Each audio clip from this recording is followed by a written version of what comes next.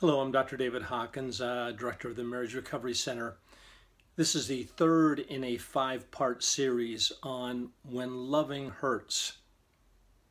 This particular video is going to address when it's time to get help. None of us want to get help. None of us want to reach out. We don't like going to doctors, dentists, lawyers, marriage counselors. We like to work things out on our own, but there's a time when loving hurts and a time when we've got to reach out to get help. I want to help you discover and discern when is that time that you need to reach out and get help. The first thing I want you to think about is your relationship functional? What does that mean, functional? Well, a car is usually functional. And we know that when it's not functional, when it doesn't run right, we take it to the mechanic and spend too much money and anyway, we get help. Well, a relationship needs to be functional too. It needs to have more good times than bad, more ups than downs, more times of intimacy than times of conflict. If you're in a relationship where there is lessening of intimacy and more times of hurting, growing distance and lessened intimacy, it's time to really think about what needs to change. You know that there are times that there's growing distance, and you know if your relationship is fraught with greater conflict and conflict that does not get resolved. Healthy relationships resolve conflict. They get on with things. They move forward in their relationship, and they know that the times of intimacy far outweigh any times of conflict. But alas, most people won't get the help that they desperately need, and that's because of denial. Denial is incredibly powerful. You know about it in your life. I know about it in my life. Denial says, we're okay. We don't really need help. We can figure it out on our own. But be honest with yourself. Are things really okay?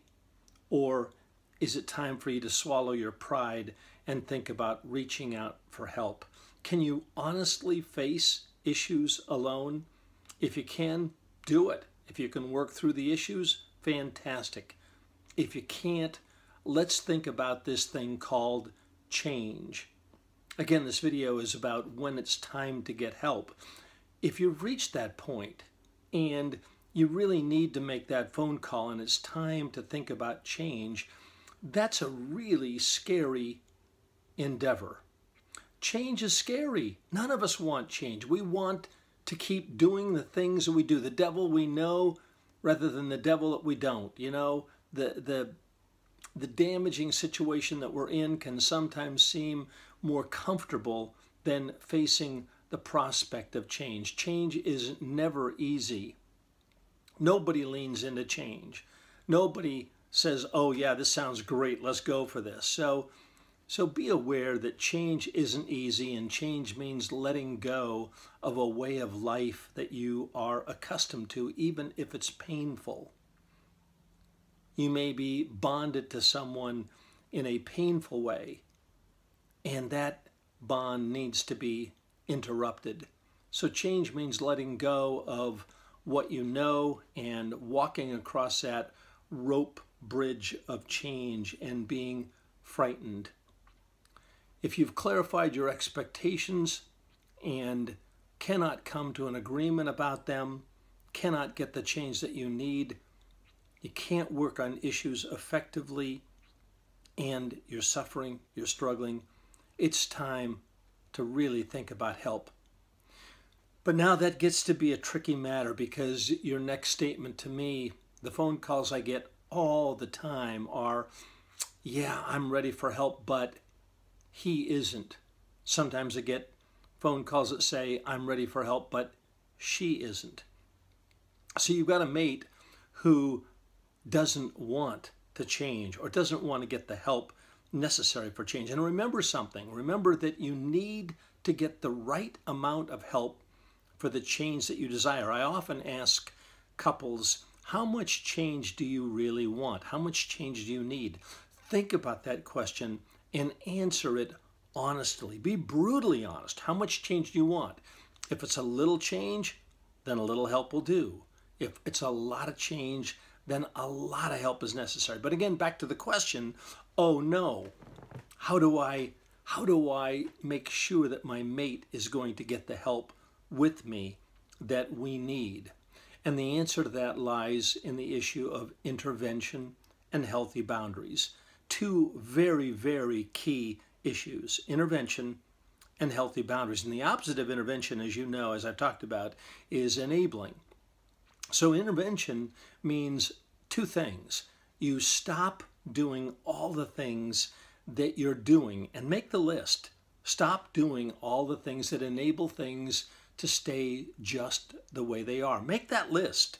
It'll surprise you. What are all the things, all the ways, all the dailiness of life that you do day in, day out that keeps things going just the way they are?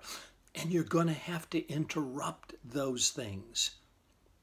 And the second thing is you're going to have a breakdown that leads to a breakthrough. Or, said another way, you have to create a crisis.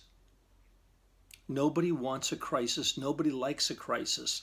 But it is sometimes necessary to bring about change. In fact, that's when our hearts are cracked open, when that mate has left us and we have this temporary separation.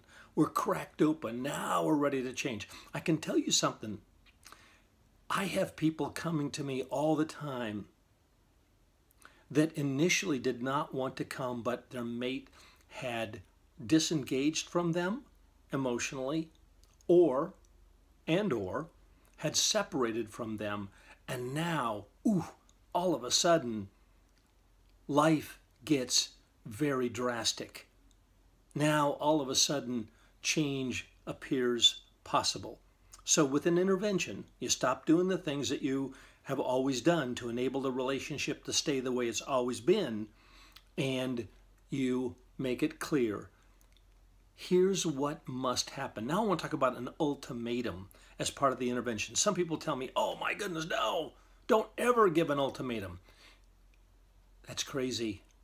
Life is filled with ultimatums. I'm happily married, and yet there's an ultimatum always lurking in the background. I know that I have to be a healthy man, or my wife won't stay with me. She's not going to stay with an abusive, hurtful relationship. So you shouldn't either. So ultimatums are those statements that you give to your mate that say, here's what has to happen for me to stay engaged with you. I'm going to break fellowship with you. I'm going to do it because it's true, right, and good. So I don't do it to be mean. I do it because it's the right thing to do. I am responsible for me, and I have to take good care of me. I'm responsible to do that. And I believe that the best thing for me to do is to say to you, I need this level of change. I need you to engage in counseling, depth counseling with me, or I can't be in relationship with you. I'm going to temporarily separate from you, and that's what I must do. And doing that, I hope that you will participate in this process that will lead us to a healthier place in our relationship. So confrontation means an ultimatum. An ultimatum's never comfortable, never easy, but it's a statement of what I must have in order to get where I think we need to be. And it's good, and it's healthy. And we teach people how to treat us. So teach that special person, your mate. Teach them how to treat you. Teach them that here's how I must be treated. All right. Ultimatums, intervention, healthy boundaries. I cannot tolerate this kind of treatment from you anymore. I can't. I love you. I care about you. I want to be in relationship with you, but I want to be in a healthy relationship with you.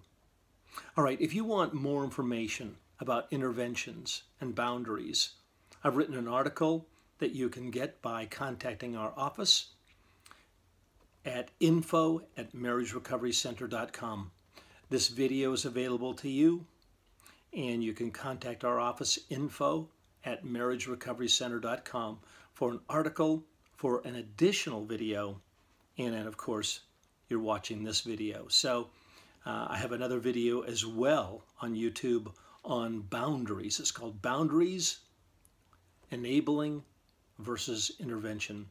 All right, so I hope you have the courage to make the changes that you need to make to bring about the breakdown that leads to the breakthrough. So when loving hurts, when it's time to get help, get help.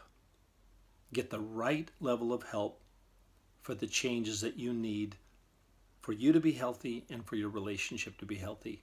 All right, I'm Dr. David Hawkins. Take care.